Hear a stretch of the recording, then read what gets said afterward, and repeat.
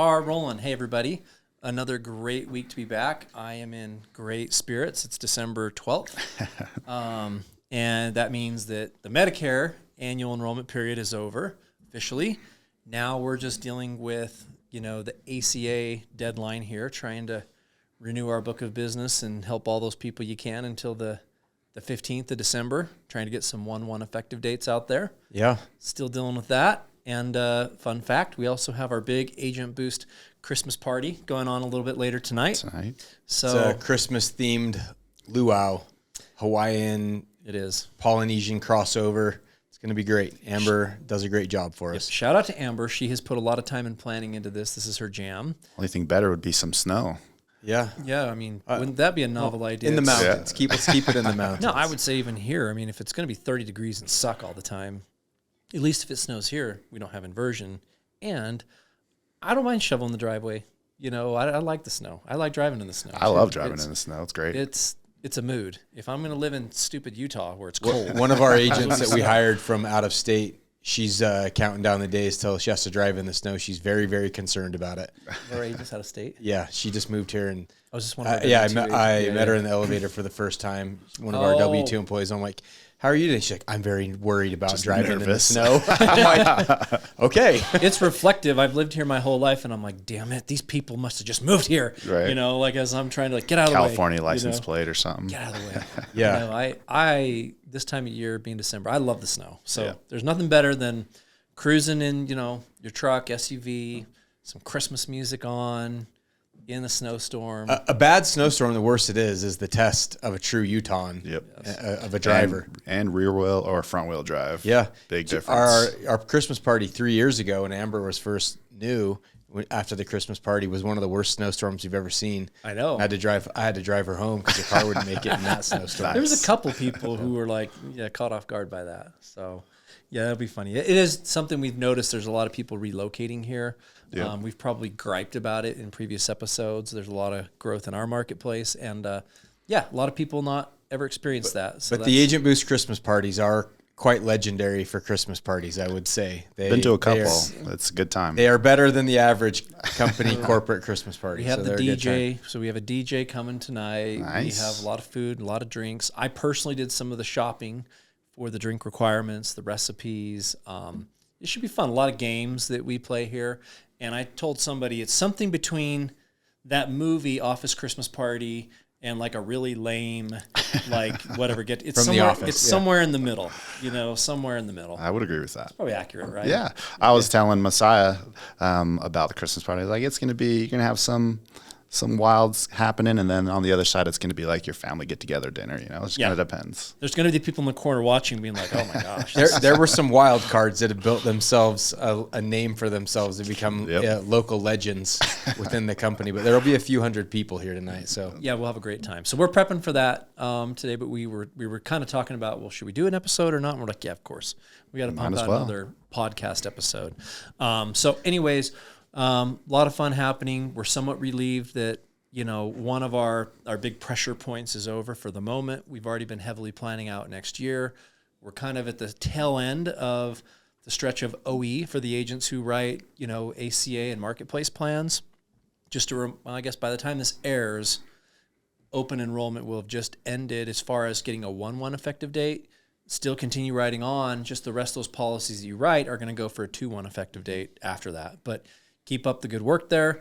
I will also I think I'm going to use my platform to gripe about one thing with ACA before we move on to our real topic today.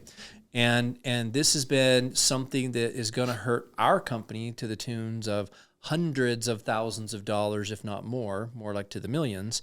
But we were always one of the good actors who wrote ACA business, even with our employees or independent agents under their own NPNs. Yeah. I agree with the state of North Carolina and other people to where agents should not be able to write business as a fiduciary and as a licensed agent under somebody else's NPN. I think that the way that they're purporting, advising, I think they should be held responsible for it under their own NPN. And so we've always done business that way. A lot of other entities didn't want to pay for the additional licenses to stand up a team of 10 or 20 or 50 people and pay for all those state licenses. Appointments. What was that? And the appointments. Yep. And the appointment fees and everything else for it. We've always done it that way. But one thing that has been advantageous for all those organizations writing under one NPN is the fact that the book of business is all recognized under one NPN, and it's a lot easier to renew that book of business. One thing that's really actually hurt us as a company big time this year and caused a lot of pain, we've been on the phone with a lot of carriers who just will not accommodate, meaning we've reached out to them and said, hey, we have this W-2 employee who worked here for a period of time. They sold 500 plans under their NPN, but they were our employee.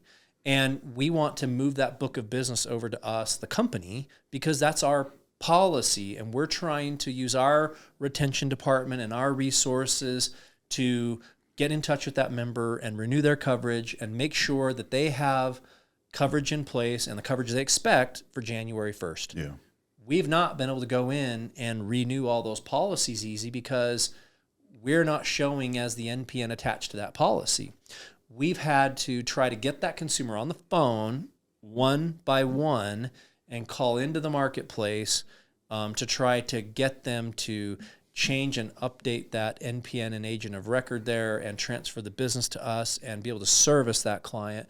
Whereas had we just been doing NPN override, we could have just logged into the portal, auto-renewed a lot of those policies, Push a couple buttons, pushed it and been done. And so I want to throw that out there very vocally and publicly that I think that's a crap policy that a lot of these carriers have, and that it was something that's really hurt us and penalized us too. So. Yeah. Once again, with the regulations, it seems like on the ACA side of things, it has never benefited anybody thus far to have done things the proper way, right? It's still, even with all the course corrections that CMS has done this year in the hopes to fix some of these issues, it still is benefiting all these massive entities that did things in a really spammy, garbage way, and this just continues. So, and it could be that, I mean, look, I'm not saying that every organization out there, maybe some of these organizations out there looked at that and then said, hey, we're going to do business with NPN override, and this is how we're going to do it until they force us to change, because if we do business as an NPN override, it's just going to make it easier. Yeah, maybe they were just smarter than us to service the business. This is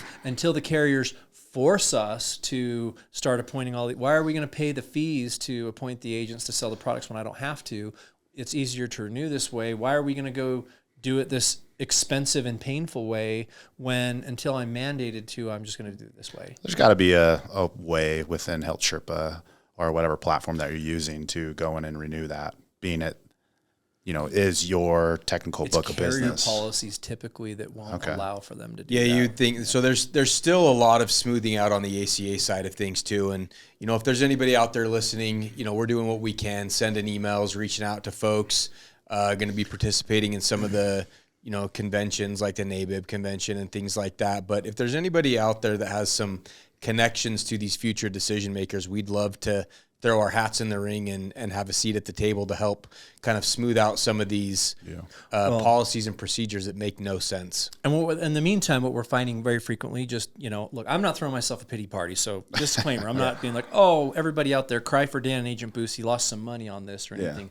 We're fine. We do great. But the point is, we've done these endeavors, learning and going through this and then providing feedback to carriers and saying, hey, your policy really sucks, and we acted in... This is why, X, Y, Z. And we acted in good faith, and we followed all the protocols and procedures, and we did things this way, and we tried to be good actors. And by the way, we got screwed by the tunes of hundreds of thousands of dollars or millions.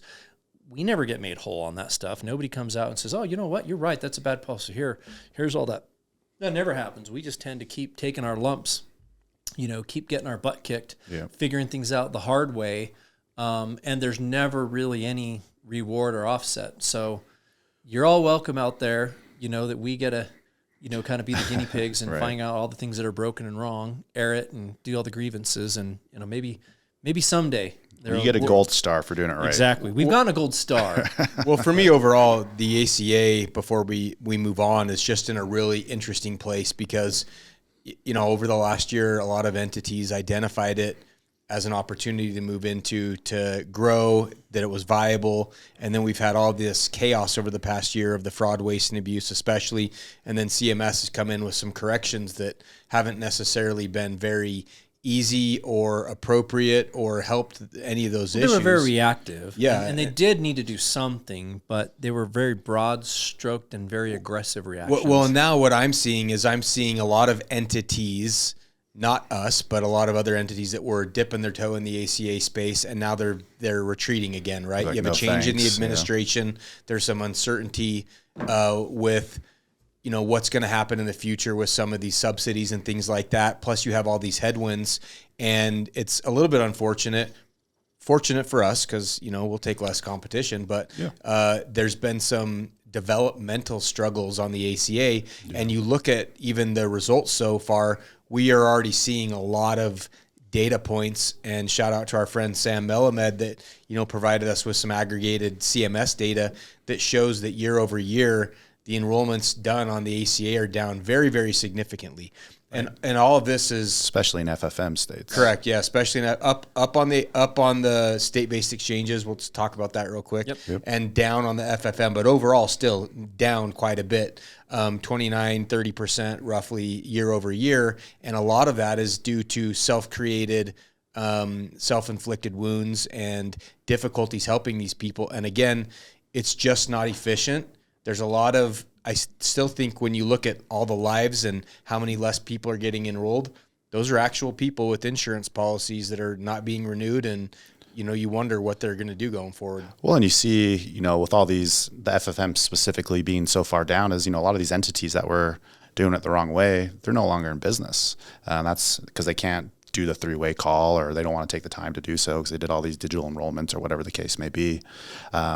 So thankfully, in a way that they're no longer there, but it is making it much more difficult for the people who are doing it the right way and getting the book of business to where it needs to be and servicing your clients at the end of the day. Yeah, it's cleaning up. The one thing that I will say, though, too, going back to that point of that data we were looking through of FFM versus state, and you can look at overall a lot of these numbers. Like if you look at the FFM, so when we talk about FFM states, the ones that are on the federally facilitated marketplace, those FFM states. And I'm always not like, I'm trying to be, you know, really fair when I'm talking and being critical of things. But of course, if you look at the FFM, that's where most of the fraud existed, right? Oh, big time. Most of the fraud did not exist in the private state-based exchange. It's too hard. The majority of it was in the FFM states. And this is what I've really complained about. And if you actually look at the data points, the FFM states, almost all of them, if not all of them, are way down as far as their numbers of enrollments of last year to this year. And then if you look at the private exchanges, they're almost all up, and some of them are pretty significant. Yeah. So you kind of have to look at it and go, yeah, it's a pain that all these individual states have their own private exchanges and they have a different tool or mechanism to do the enrollments, or they only allow X, or it's a more convoluted process. The certifications are more. But at the end of the day, they're doing something right because there's not the fraud. They're increasing things. It's sustainable. Perceivably, it looks to be good, legitimate business that they're adding. And the last thing I would add to is it may not be an exact direct, you know, match data wise, but if you really wanted to say how bad was the fraud in the FFM, just look at the difference in the enrollment numbers from last year to this year. Yeah. And I would almost argue that that's the difference. And it's not completely there, but you're talking like, it could be 20-25% of the overall enrollments were fraud. Yeah. Yeah. I think there's a couple of things, you know, obviously the I-9s writing are down, carriers crack down on that. There's a lot less of that going on. And then the FFM, it was faster and easier to move into it at scale, to write, you know, business in all those states with one certification. And so I just think the maturity of the marketplace overall lagged behind with the state-based exchanges. It took another year or two for the demand to start building up and those state-based exchanges to be kind of at scale to process those enrollments. But there's a couple interesting, you know, things when I look at that data too, is you look at a state like Georgia that moved off of FFM, and they were one of the top 3 or 4 abused states last year because they had a high PM. They were highly utilized, so they moved off onto state-based, and then they had some issues, interfacing and linking up with Health Sherpa this year. Their state-based exchange had some issues too, and so they're showing down like 50% or something like 80%. that. 80%. Well, here's the thing: you couldn't. It wasn't working. So for most of OE in Georgia Health Access, it wasn't working. And so it's like, to your point, the mechanism, and it was one that Health Sherpa was facilitating. There were some tech issues there that weren't syncing up for weeks of the first part of OE. Yeah. And then also, even on their direct enrollment platform, it wasn't working. And then I will even speak, and I will tell you, like, when I actually had to call the Georgia Access myself, because as an agency, I can appoint managers or people within our company who can access our login and profile and do things to service. And the representative was actually great. We were on hold like less than a minute, picked right up. She was very helpful. But we had somehow a mix-up of 5 different agencies created within their system, even though there was only 110. And so like we had to do some cleanup work, resolve it. She was very good, very helpful. We resolved it. And it wasn't until like even just a couple of weeks ago that we could actually work in Georgia, renew our policies, have our agents just, within our GA and distribution, being able to sell and do that. And so I think that Georgia will kind of catch up. And so we're going to see it go from 80% down to 50%. Big January, probably. I think there's going to be a big push there. But I also argued, and I said this online to a few people, that I think if there's we talk about FFM every year and how it gets extended. If there's a private exchange out there that's contemplating extending it, it probably should be Georgia to extend out that window, just to allow enough consumers time to choose their plan. Yeah, and that goes back and plays in a little bit with the NPNs and being able to ride under that, because Georgia is a state where if you want to get licensed in it, you have to submit a legally notarized affidavit. Yep. And so it's one of the more difficult states to actually be licensed in. And it's always been one that we've done really well in with Medicare. But on the ACA side, it's been a little bit rocky and abused over the past year or two on the ACA side. And so I think that, you have that playing into it. And then the other, with the state-based catching up, I think there are other smart agencies, agents, and entities like us who pivoted and said, you know what, to heck with the FFM chaos, let's build onto these more sustainable mix in. State-based exchanges too, which is one thing that we've made a lot of inroads with this year as well. Yep. And you're right. We used to, probably our first year into it, it was more of an approach of saying, hey, well, why don't we do one certification for FFM and you have access to all these states, right? Makes sense. Let's target the $30 PMPMs, $25 PMPMs. Yep, and that's what everyone... That's how everybody thinks, exactly, right? Yep. And then that was the problem too. And it's like, everybody was doing the same strategy. Mm-hmm. And then you have these other exchanges who are great.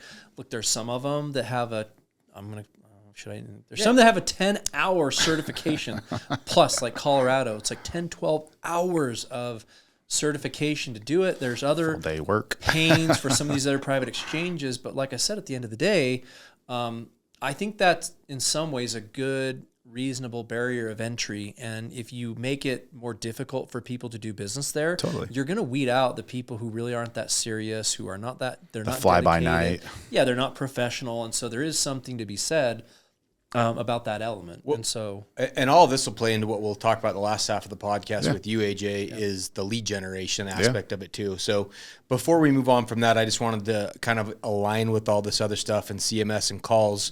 One thing that dropped right after we closed the podcast last week was hold on. Before you go there, I gotta close out ACA before we go there. On ACA, my last kind of message that I would put out there to people is we still are fielding agencies, entities, lead aggregators, individual solo agents who are hitting us up to get into the ACA space. And just like everything, I will just tell you this, like my tone, my message about it. Medicare is still a good business to be in. Like I continue to say, I love the Medicare business. I'm passionate about it. If somebody says, should I get into Medicare and start selling? I say, absolutely. There's always room at the top. It's a really good business. And I say the same thing about ACA. It's a very good business. You can, if you're going to be a dedicated professional, you're going to invest and really understand and learn the industry. There's a great opportunity to serve a population, to solve a need, to bring value to the marketplace, and to make a great living. That's still there in ACA. It's just not what people perceived it to be a few years ago when they were seeing these really phony numbers that were being produced, they start getting out their pencil and doing the napkin math and think, in 3 months, I'm going to make $5 million. Go. It's not that. And so I just wanted to kind of right-size that expectation to people who are listening about, should I get into ACA or should I do it? It's always a great time to do it. Yeah. The best time to start was yesterday. The next best time is now. So it's very good to get into the space, just have reasonable expectations, and you can have a very good sustainable career. Just have realistic expectations with it is all I would say. I would just say it's just another product in your Swiss Army knife when you're talking to consumers.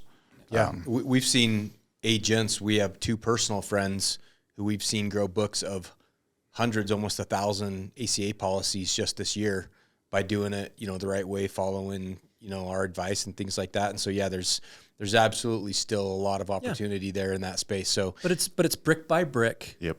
Day by day, month by month, slowly and sustainably, not I'm going from here to there in 30 or 90 days. It's boots on the ground, and we'll talk about that work and stuff. Yeah, and we'll talk about that with some of the lead vendors too here in a second, AJ. But now I'll let you segue into the big one that we want to talk about. Too. Yeah, and this piece of news dropped on the Medicare side of things that we talk about it being related is there was a CMS memo that dropped last Thursday about the DSTs, the disaster SEPs, and that they said that starting in April 1st of 2025, if an agent wants to use a qualified DST disaster SEP, they have to call into CMS, the 1-800 number, and get them to essentially perform it and bless it, which we all think is absolutely asinine, ludicrous, silly.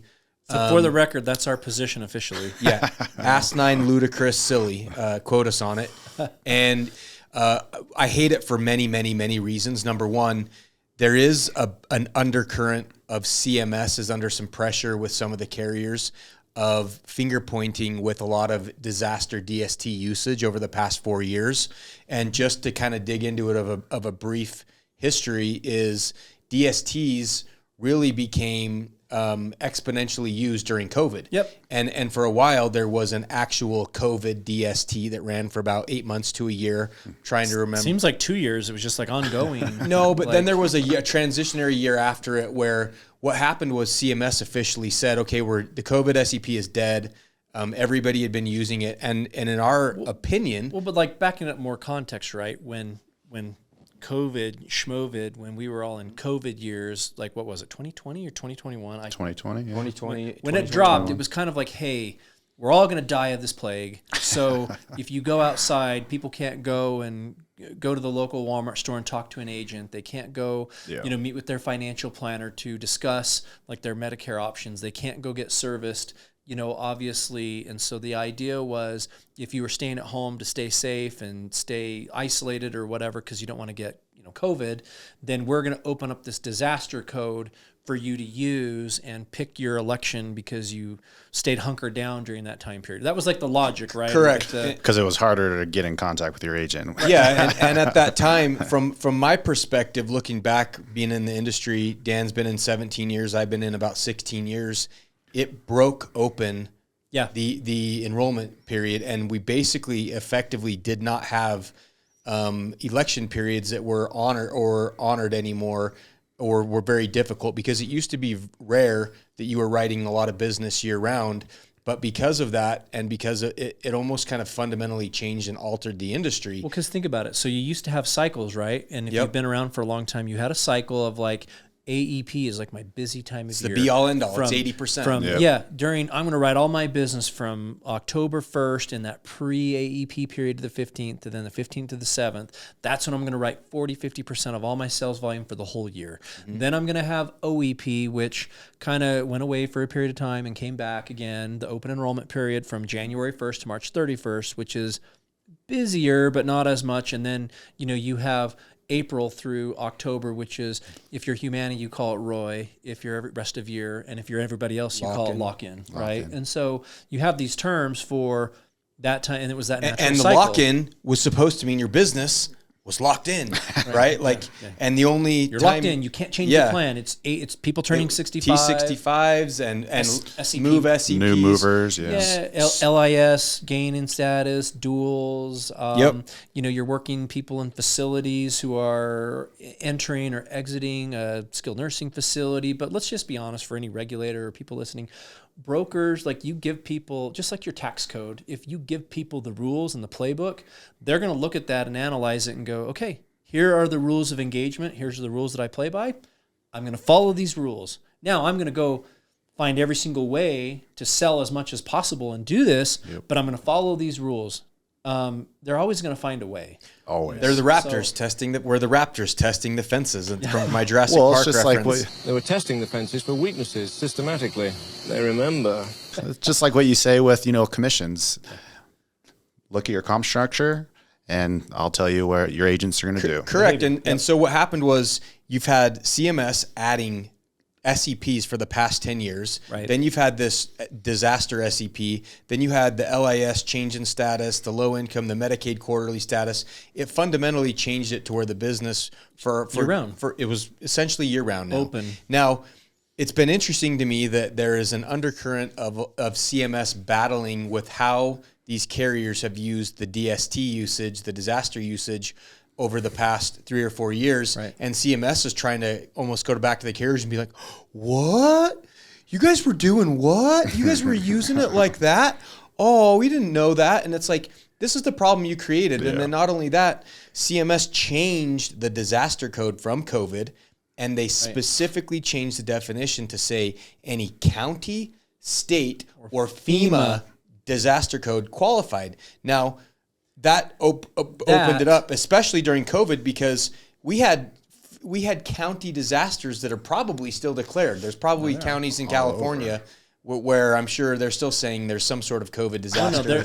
There are a lot of different disasters, and there's homelessness. That's one. Just so you know, I actually follow like every single DST every SCP. Bad Chipotle burritos. I'm over. Look, I DST can tell you, causing Chipotle. There's an ongoing one in Texas for border security. There's homelessness. There's the immigrant one that's up in even states like New York. I mean, there's all these random ones. So there's a couple of things at play, but I guess my biggest thing I would say is this seems like they're realizing how open everything is, and there's no guardrails, and that there's no restrictions on enrollment almost, and they're trying to cram the genie back in the bottle. And the genie is not going back in the bottle. And they're trying to act like they're not the ones that let the genie out of the bottle in the first place. That's what I think. And I'm going, look, they're the ones that actually came out and announced and put in there the specific FEMA. And let's also be honest with the FEMA disasters. Look, when you're a governor or you're in these local entities or these local state governments, when you declare a disaster, it releases and unlocks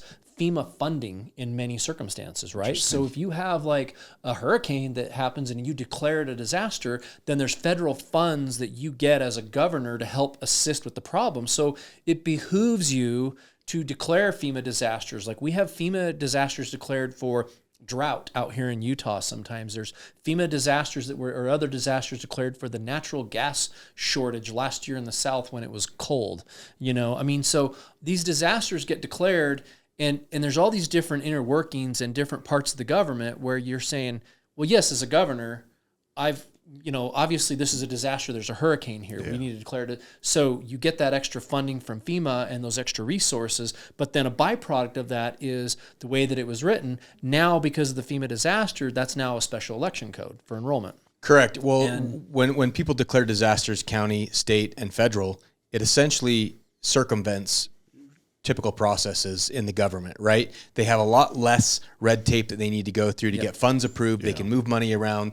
The spigot is open for getting dollars, federal, state, or otherwise, and you kind of have this approved environment where they're able to more freely move funds to solve the environment, which obviously makes sense in some capacity, right? Well, because they're like, we can't have money tied up for months to resolve something. Like we have a disaster and we got to put these funds to use now. Open the bank account. Let's get it. Right. Unless it's North Carolina, then there are no more funds. Yeah.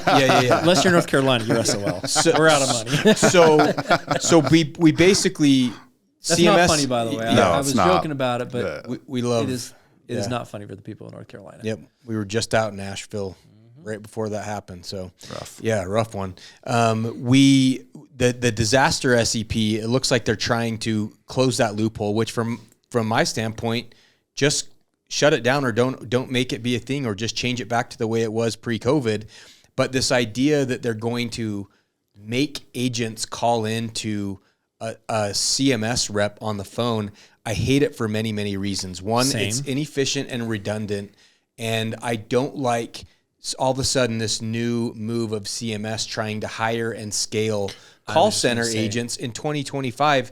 What the hell are we doing? That's not the role. Yeah. It's been the antithesis of what the Chevron doctrine ruling has been, the antithesis of what the new administration is communicating, what their focus is going to be, which is less bureaucracy, less oversight, less big things like that. And is that what we really want to do with CMS, is have them be this massive call force?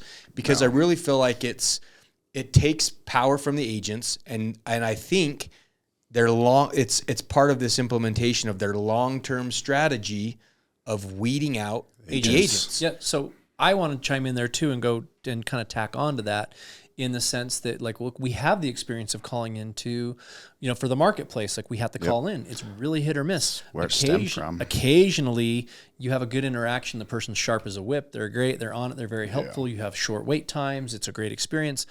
I would say that's not the norm, though. Like, if you were to ask me, hey, you've called the marketplace X amount of times, and you look at hold times and the experience and the agent there, it's apparent they're ramping up and scaling. So you have newer people there too at CMS who don't know, who aren't well trained, who you don't have great interaction with.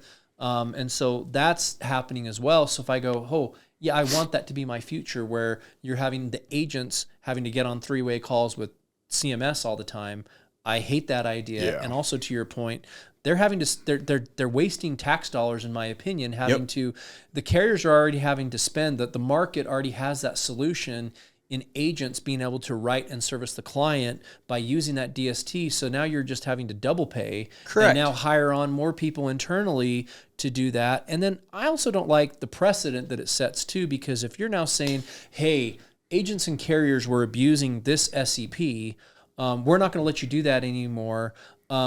Only we can do that and use that election code. Only we can decide if we want to abuse. Well, then what happens if, like, they say, hey, well, now you can't use SEP Move anymore because we want to validate that there was that change in residence. Right. Hey, you can't use that loss SEP, of employer group coverage. Yeah, loss EGHP. We're going to use Marks, Maximus. They're our vendor. You're going to have to send paperwork there, and we validate whether that's an election code, and they got to call us to change the plan. You can really see, like, and I could say even with CADE status, well, we'll connect with the state to see if they gained or lost LIS status.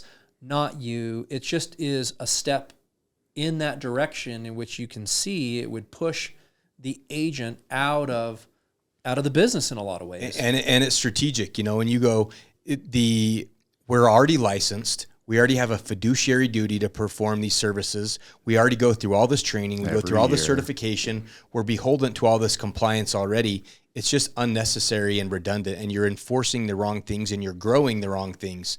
And so everybody has hated this change on the ACA side of having to call into a CMS agent and get them to do it. There's got to be more proficient, logistically sound ways to do it. And their great idea is, you know what? Let's expand that on the Medicare side of things too. And it's just a step in the right direction. I sit and go, wait a minute, we have to call into a call center and wait on hold and talk to agents and be faxing in paper apps going into 2025. What the hell is this? We're going back in time. And it's not only that, it's where are those call centers? Are they in the United States? Where are we sending the money and paying them? Yeah, they are. I'm sure they are. Well, unless they decide to get some contractors, but yeah. It is a precarious thing. And I don't really, like I said, I don't like the precedence. The other thing I would say is it just seems like in the past there's always been lawsuits or disagreement or discord. It's like a vendor-supplier relationship with CMS, with the different carriers, and being kind of, for the most part, really aligned in objectives of the consumer. And it just seems like, obviously, this year and these last 2 years in particular, it's been they're just not aligned. There's been a lot more discord and disagreement with the insurance carriers and CMS. There's been a lot more lawsuits over the past year, and again, I just think this is one where I'm not going to be surprised one bit if a carrier or multiple carriers sue them to say, nope, this isn't right. We can't not use this election code, but you guys can. Yeah. I just can imagine I just envision that there's going to be a lawsuit or multiple lawsuits about this rule. And again, going back to, if this is going to be a thing, then this should probably be a bill going back to the Chevron doctrine. Like we just thought that we just got past this. Landed on this yeah. year, that if you're in this role in a government agency, you can't make sweeping changes like this just because you think and say so.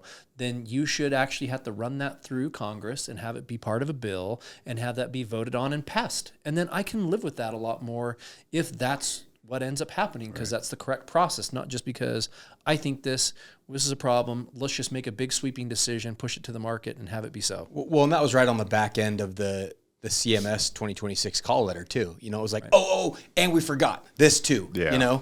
It's just really crazy that, so even if it all gets dismissed, it just causes so much unnecessary, reaction and emotional response to like what's going on. And I think that one kind of slipped through the cracks. I haven't seen a lot of it's people been quiet talking about that yet, but you know what? Because it was strategically released on the last day of AEP. All the agents are head down working. Yeah. Like everybody's been grinding and they're already navigating through all these changes and they're working their butts off. So when things get dropped during AEP, the agent community at large is not really paying attention, to be honest. Buried in work. Yep. Yeah. So should we kind of transition? We didn't even... Well, a couple of things. We haven't even talked about like the lead stuff and everything else. But so the whole point is that we're very much following that situation. I think I would imagine it's going to get a lot of pushback, but that's something that everybody should have on their radar. You should be watching. I think you should be concerned about it. And I would also think about the counterpoint. I probably have a lot of traditional type of regular old school agents who are like, you know what? I think that's great. I don't want people to be able to use those election codes or anything else in the future. I like being able to work really hard during AEP and OEP and then kind of not have my business, being, at solicited risk. Or being at risk. And there's going to be a lot of traditional agents who are like, I think this would be a good thing for me. But I also would just say, from like my opinion, if that's your thought process on this, again, that counterpoint is setting a precedence and a slippery slope and taking some of your ability to help and serve your members in invalid ways away from you. I also think it was abused. There was a little loophole in that FEMA thing too, where if it wasn't the beneficiary in that zone, if somebody who helped you lived in that zone, was impacted and couldn't help you, then you had an SEP. That part of the abuse, I absolutely agree they should get rid of that part. Interesting. Certainly I would say that's something, just edit the language and say that that's no longer valid and call it a day. But that's just one man's opinion. That's wild. It's just the old move the cheese adage too. Like if you shut down this SEP, but you still have these other stupid, convoluted ones that were the ones that people used and abused before anyway. Yeah. Which let's bring up one last thing before we actually go to the topic. I'm a talker. We haven't even gone to where Aaron, no worries, talk about. But the other thing, talking about predictions, I think I'm going to be right. Just so everybody knows, it's December 12th, 2024. I'm going to be right a year from now. You're going to see a huge influx in CSNP and chronic plans being written next year. Well, we already did. In particular, all the states that are not Heidi and Fighty states. Correct. What I'm telling you is the states that are fully aligned, that have the Heidi Fighty plans, agents are going to be properly presenting and showing those consumers D-SNP products and putting them on Heidi Fighties. And then the states where, you don't have those Heidi Fighties without the SEP, guess what? You're going to see a crap load of people jumping onto chronic plans because there's an SEP. And is that really what is best for the consumer and what you want? It's not fully aligned. So then you're going to have all these dual eligible people who are on chronic plans rather than on the the dual plans. You're making a prediction that's already come true because we already wrote a crap load of chronic plans, like probably 10x, 20x what we'd written in the past because everybody was preemptively writing those. And at the end of the day, is that really what is the best for the consumer and the vision? Is that the game plan, that all these people who are Medicare and Medicaid are ending up on a chronic plan rather than an aligned dual plan? Is that really the best strategy? Yeah, it's the move the cheese again. That's what happened, and so I'm just going, cool. Well, you're going to have people on chronic plans that also have Medicaid, and the Medicaid's having to coordinate now with this chronic MAPD. If only there were some smart people who've been around the business for a while that could say, hey, if we did this, what would happen? What would be the result of that? If this, then that. Who are some of those people that, they could talk to about before making some of these decisions? I don't know. Figure it out one day. It's like we've been talking about all Someone year. out there, It happens I'm sure. in the echo chamber, right? So, anyways, all right, moving on. We're gonna finally get on. I'm off the soapbox. I'm done. we're 35 minutes into I it. started ranting about ACA stuff, and then we kind of got on our thing about this SEP thing that you can tell it's burning at me because I don't like it. It's information people need to hear. It is. So now we're on to the real topic. For those of you who don't remember, Aaron, why don't you introduce yourself? Because Aaron's been sitting here chiming in, and most people probably are like, who's this guy? Aaron Allen, I'm Director of Marketing here at Agent Boost, and been here for almost 2 years now. It's been You were pretty one great. of the first guest appearances on the podcast. I think it was like episode 6. Is this episode 3 for you? A third appearance? Second. Okay. It'll be my second one. That's right. So, Aaron does a great job. So He's our Wizard of Oz on the lead marketing side of things. That's kind of you. I really mean that. In fact, I was complimentary even today of Aaron and just saying that he is. We always tell people this, and if any of my employees actually listen to our podcast ever, it's you have certain things that you do at the company that are part of your job. Like you have very specifics, like that are very known. You're supposed to be doing X, Y, or Z. You're executing with your role. Yeah. But then there's also the other side of the role of knowing like the business, like the industry and how the industry works, and how products are created and why this, and what are best practices and what happens after you sell a policy, and what there's a lot of granular details that if you don't understand how the business works, you probably can't do your job very well. Yeah. And I would say that you've been one who really sponges up a lot of the information, and in 2 years, you've really learned a lot about the industry. I appreciate that. And, I think at the end of the day, it's, there's certain roles at the company that, you fit within these lines, and this is what you do. In most companies, really. But in marketing, in my opinion, you can't just fit into one between the lines. You got to know the product, because you got to know who to, market to. Yep. The whole farm to table process. You got to understand it all. You got to understand what SCPs are, where they're at, how do they become, kind of foreseeing the future. Who's my target audience? Who's my target audience? What do we hope to accomplish? Correct. And so, if you don't know a lot of that stuff, you're not going to do very well at the marketing side. So I appreciate the comments, but it's just something that you got to do if you want to be successful. Yeah. And one thing I want to kind of get somewhat granularly into with you so that people understand more of the process is we actually do sit down and go through like, okay, here's our budget for Medicare. Here's our budget for ACA. Yeah. And then it's almost like, hey, who are our carriers? And I will say we had to go down the line. We had a lot of commitments with different carrier partners and say, hey, our goal and our commitment is X. And with this other carrier, it's Y. We need to achieve this. So we actually have to overlay even within those budgets and say, okay, here's carrier A. Here's our number. Where are we going to hit our numbers with this particular carrier? Yep. We actually have to go to the state. And then beyond the state, we go down to sometimes the county and Zip sometimes code. the zip code. Yep. And we're going, okay, if we spend dollars in this state, in this county, in this zip code, what's going to be the result? Yep. Are our respondents and leads that we're creating in that area, is it likely that we're going to sell this company or product or that company or product? Or potential of all three would be great. And or however many. Maybe regulators and people listening to this hate this conversation, but this is how the world works. This is how business works. This is how it really is. Like we want to granularly get to these areas and achieve our objectives, which I think we've been very effective at doing. I think so. This year. So you've done a great job of that. Like I was going to say, I also think like our sales teams from like a military perspective, right? We have like our general infantry agents, field agents, boots on the street. Yep. And then we have like our special forces virtual teams that we can like quickly pivot and move to where there's opportunity. Yep.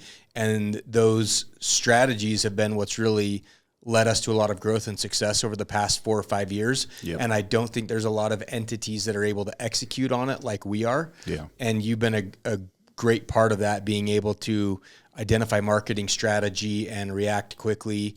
And most people don't have an Aaron, on their staff that can, frustratingly take feedback, move quick, and be diversified in what you're doing. I'm going to tell you what, those non-commissionable plans, when they came out, that was a nice little wrench in the plan. That was great.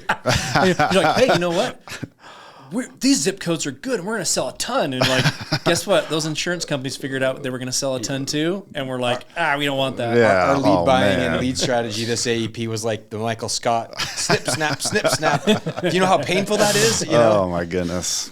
No, we got through it though, and it wasn't as big of a heartache as I may come off as, but it made it difficult for sure. But it's hard. But we do map out and kind of go. There's areas in which we have to kind of go, and sometimes going like, why are we marketing in these states or counties? And it's like, well, we have this commit with this carrier or whatever, and it may not be the best. And sometimes when you have to go to those counties and zip codes, it's not from an ROI or like a cost perspective. It's not as good, but there's a method to the madness that we're trying to drive certain carrier sales. Sometimes if it's just like, hey, we want just to generate the cheapest call or response or cheapest lead possible, you would just say, go broad, go all these different areas, and your CPA and your CPL would be half probably, right? Well, but then you're going to get the big metropolitan areas because there's the most amount of people there online, and everyone's in those arears, right? Yeah, and so for you wear a couple hats. You act like a media buyer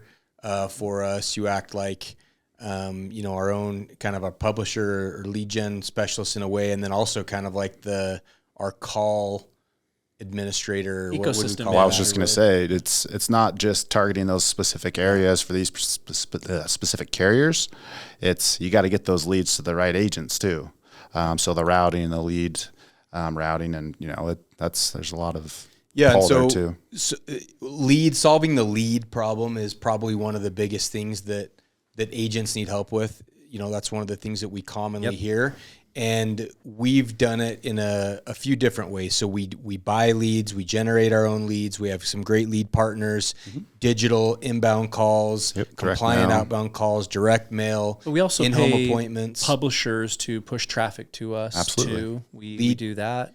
So maybe from like a high level, could you kind of summarize like your strategy, like what you've done for this AEP and like some of the things that, where the industry's at going into next year? Without getting too proprietary. Well, the in my personal opinion, the toughest thing for me as it relates to generating a lead and getting it to the different agents is the different agent types that we have. Field agents, boots on the ground agents, that is a tough one to crack.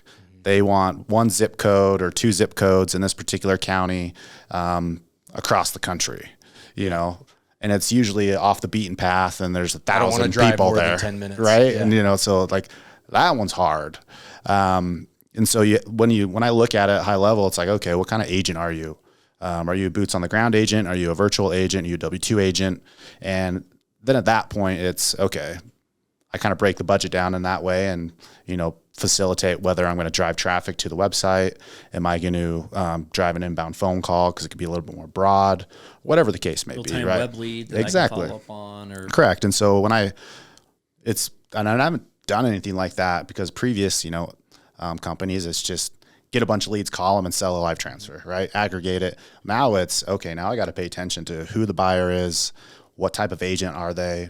Do they want in-home appointments? Do they want inbound phone calls, an outbound lead? Do you want a text message, email? So there's all these different. ACA, they sell on Medicare, which carriers? Correct. And what so CPA is acceptable for different agent 100%. types? Yeah. And some people you're like, I want a $50 CPA, and you're like, in Medicare, we all do. Me too. And we can accomplish that. And we have some lead types that are at that $50 mark, but it really boils down to, if I'm going to high level it's what agent are you? Well, and there's also that kind of threshold too, where you go, hey, you have capability with your strategy, agent X of you can get a CPA of $50, but only so much. Correct. And then if you want more than that, then you're going to have to do some of these other strategies. And then your CPA is 75. Yeah. And then we can only do so much of that. And then beyond that, you can do more where your CPA is up in the hundreds. Totally. And then there's more of that. So it all just depends on like if somebody really wants to scale and how quickly they want to get there, how much they want to spend, and what is also their bandwidth and their capability to process that too. I was just going to say, it's how are they reaching out to these leads, and what's your time frame? You're going to call them twice and say, see you later. You're going to call them 10 times. You're going to send some texts. You're going to send some emails, right? Like that really makes an impact as well. Yeah. So I think that's a big thing that people aren't understanding. At any given time, I was telling somebody it's always different. And even if you look at how much we've grown at a business level from 2 years ago or 3 years ago to now, now when I look in our ecosystem between Medicare, between ACA, between we have carriers who, give us campaigns and things to work on as well. If we look at our entire ecosystem, we usually have 500,000 to 1 million leads. Is that accurate? Yeah. In our ecosystem. And so, and then saying like, okay, wow, we have 800,000 leads right now. So that means I just have to show up at their doorstep. They're ready to sign up, right? they're all compliant too. For anybody listening, Absolutely. They're 100% compliant. That's the one thing that's hard. We don't do the offshoring nonsense and the other garbage crap. So they're all very compliant leads. But it all comes down to, okay, what lead type is this? Where is this coming from? Yep. What did we pay for it? What is the expectation with it? Who are we sending it to? And that, to your point, has been a big thing. We even find we have great agents who, for whatever reason, cannot close an inbound call for the life of them. Somebody calls them and they're like, "Hey, calling because is this Aetna's member service department?" You're like, "No, you're like, I'm not happy with my plan. I need help with something." And they're like, "You're in luck, my friend." Yeah, you remember Dumb and Dumber? There is an agent right down the street there. Dumb and Dumber, exactly. when they pull up on the bus and they're like, "There's a town that way." Exactly. I swear some of our agents are that dense, and they're just like, "Hey, you should have said like, hey, you've actually reached Medicare Advocates or whatever. It sounds like you're having a problem. Is there something I can help you with?" What's going on? I'm not saying to like twist and turn and steer, but at least have a intelligent response to that and try to have a conversation with them. Do a needs audit. Yeah. Hey, I need to talk to Aetna's member support. Okay, awesome. I have that phone number. What's going on? What can sounds like, does that mean that you have Medicare? It sounds like that's the plan that you're on. Oh, how's it been so far? At least what's the problem? Yeah, come on. Instead, they're like, "No, this is the wrong number. Bye." It's bad. And so you have good agents that just can't do an inbound call, and you have other agents who will buy the worst, lowest intent, lowest quality lead, and they can go crush it, making these outbound calls compliantly. Yeah. And then, of course, selling and having them call them back to do an enrollment for anybody listening. But they'll do great with those different lead types. So some of that is refining and figuring it out what works for some agents too. Well, and that goes back to, on my side, it goes back to proper reporting, right? Figuring out what agents sell. This agent sells an inbound phone call and it happens to be X carrier. So you can, take a look at kind of that stuff and prioritize agents for inbounds and see after you have enough data behind you. It's not after one day. This is going to take months of gathering data to understand, okay, this agent can close this call with this carrier X%, but this agent over here can't do anything. So, okay, well, he has she has a really good close rate on outbound. Well, you're not getting many inbounds from now on. We'll get you some to break up your day and, help you a little bit, but some just are better at outbound, some better inbound, and some, you know what I mean? So it's just dependent on each agent. Do you not think that one of the biggest problems that agents that we've observed when they do pay for leads and they start buying leads, number one, I will tell you, to anybody listening, an agent who buys leads, even if it's 13 cents of their own money, if an agent spends some of their own hard-earned dollars on leads, they're going to work it 10 times more than if we just give it to them for free. 100%. Same lead. I could say, "Hey, man, I just spent $5,000 on this batch of leads. Please call them, work them. It's great." They're going to dial once or twice and be like, whatever. And if the agent spent even $500 out of that $5,000, they're going to call on that 10 times to try to work it to resolution. I'll do you one better. It's they spend money on these leads and they're like, "Can I text this? Can I email them?" can I call them? I'm like, yeah, absolutely. You can do all those things. Yep. But you don't hear a peep of those type of questions when you just give someone the leads. Yep. They'll just call them and once or twice, close it out, never talk to it again. Do you not think too that the biggest problem a lot of agents have is like anything, it takes a little bit of time. It takes time to like, there's nuance to different lead vendors and different lead types. And it takes a little bit of time to data gather and figure out like what works and what doesn't. Yeah. And frequently I see agents will try something once. They'll do one attempt, spend X amount of dollars, whatever it is, could be $300, could be $3,000. They spend it once. Oh, that I didn't like it. It sucked. I'm done. And they're just, too early. They gave up on it way too early. Yeah, and I've learned this lesson on the publisher side and partner side is after a week of testing somebody, you'll get an idea if it's worth something or not. But I don't just shut them off if it's not worth something. It's the optimizations. It's providing feedback to those partners, to Forrest, our media buyer, or whoever it may be.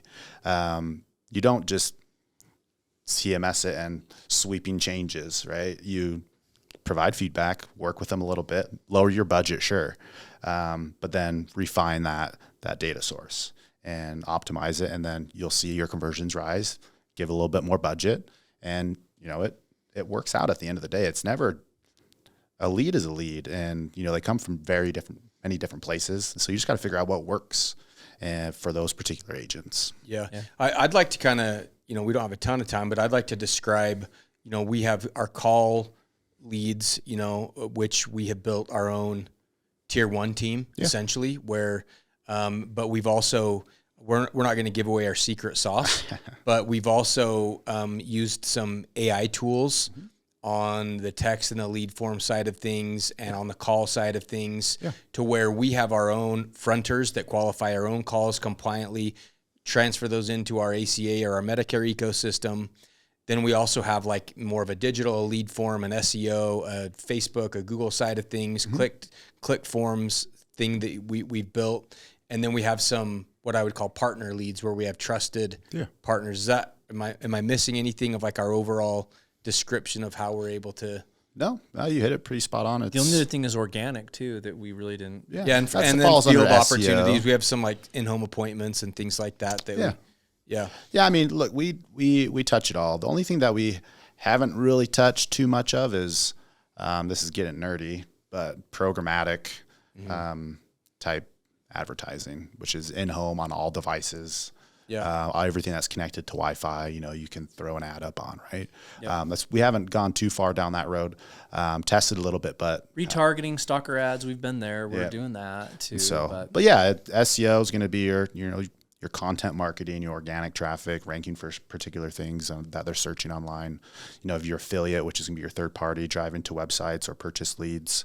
You have your inbound, consumer-initiated inbound phone calls, your Google, your Facebook. You pretty much touch on it. We have a lot of carrier leads too that I don't want to get into too much, but we get a lot of support from different carrier partners. But what my point in talking about it is, I feel like that's been one of the critical components to our success as well over the past couple of years, in addition to having some diversified agent types and models and opportunities. We've done that and built those things on the lead generation side of things. And we've always tried to be scrappy and plucky and do more with less. And you've done a great job of that, of like, appreciate it. Despite the I think the biggest thing from when I got here till now is how we distribute those things to particular agents, the different agent types. And that's a massive piece, because you can give, to your point, you can give someone an inbound phone call, but if they're not going to sell it, you're not going to give it to them, right? Yeah. So distribution is massive. Yeah, and I was just going to say, one of the things that really makes the Agent Boost difference, I feel like, for our carrier partners, of us being able to deliver, hit our goals, hit our targets with any co-op dollars we get or anything like that, is... Those are bad, by the way. Huh? Co-op dollars? No, they're back good. I think today they're good. I'm messing with you. So if you're not hooking us up, we'll get you business. But we've done a good job, and your team has been critical of to do that. And I don't feel like our competitors, this is just tooting our own horn a little bit, they don't have a team like we have, like you and Nico and Forrest and Mosiah and Casey. Like, they don't have the same people that we do. That, and I just don't think that people understand how sophisticated it is and the different tech stacks and platforms that we've invested into over the years. And like a lot of technology, even if you buy like a white label or an out of the box product from a vendor, it's only going to be as good as the person running it. Still got to use it. Yep. And so I think that, you know, like I could go to a lot of people and say, this is the system we're using that system, we're doing this and this, and we could tell them all, and you still have to have good, capable people to run it. And that's what makes the big difference. So, and I would say, think about where we are today versus even where we were 2 years ago or a year ago. It's crazy. I mean, the amount of the refinement process that we've gone through over the last couple of years has been incredible. And I would even just say give an estimate. How many times did you pivot or change your strategy from October 1st till now? Oh, any guess? I have 2 hands and 2 feet, so somewhere around there. I mean, just with all the disruption, like we said, you probably crazy. had to change your bid, your buy strategy, your targeting strategy. We did it. We made a change yesterday. We're like, wait, what states are we? Totally. Wait, what? That's not what I thought we were doing. Let's evolve. It's a lot, and you know, if you don't have proper processes and procedures and systems to hold you accountable, it makes it very difficult. But you guys are great. You give me the information that's needed, heat maps, non-commissionable plans, whatever the case may be. That's very, very valuable for me as a marketer, and for the team to go out and target the proper areas. Yeah, and one thing that you've been great on too, as I will say, is I swear to God, I'm not like this flippant, crazy, like maniac that just changes their opinion all the time. It'll be like, oh, we got these new rules. Sorry, I gave you direction one way. Nope, we're not doing that anymore. Yeah. Sorry, we were going to sell these plans. It's not anymore. Right. It's like there's been so many different changes from the industry that, like, I swear every month we're meeting or every couple of weeks and being like, new game plan. Yeah, that's one thing I've noticed about you too. Okay. Is you've grown to accept that as part of the job and the responsibility. Change in me as it relates to certain like processes and things do not get along. Yeah. But I've grown to your point of accepting it, and it's the name of the game. You got to adapt. Yeah, but between the industry changes and us like speed to lead, and then Dan and I feel like for better or for worse, mostly for the better, we're very quick to identify what's not working and then make a rapid change instead of writing that decision until it's obvious that it didn't work out. We don't have a lot of time but maybe speak or wrap up to what we can expect and how the industry at large is preparing for the 1-to-1 consent change right now for next month. Oh man, it's what I've seen so far is most companies are totally getting away from form fills, unless you have your own and operated properties like we do, where we can go to Google and Facebook and partners and drive traffic, right? But most of them have gone to inbound phone calls, and so that creates it's difficulty in itself of having people available to answer those calls. If you're a field agent, that may not be great. Correct. You're out shopping, doing whatever, and your phone's ringing. You're like, I don't have time to answer this. I'm not in front of a computer. I can't do an enrollment, whatever the case may be, right? So that's one piece that I've noticed. But the other piece is brand presence is going to be the next, I think, thing that you need to be doing. Yeah. And if we are making obviously this podcast and a lot of our, consumer facing sites, we're making improvements and we're really moving forward to present those brands and have a presence, which is going to go with content marketing, redesigns and all bunch of stuff that we're working on the back. But I think that's going to be the biggest thing is going to be brand awareness for the 1-to-1 consent. People are going to know a brand and they're going to go there and they're going to have the consent and we're going to be able to call them, text them, whatever. And that's the biggest. Not that we're not doing it already, but there's refinements that need to be done to make it more efficient and effective and getting that brand out there. So going back to the 1-to-1, what date is it? January? What's the date? 27th for all industries. It already happened for Medicare. From the beginning of, I think it was September 1st or October 1st. And for all industries, not just insurance, it's January 27th. Now we were talking off camera that some have already kind of challenged, or they've put they've already put a memo out there to the new administration that they want to throw a stay in there.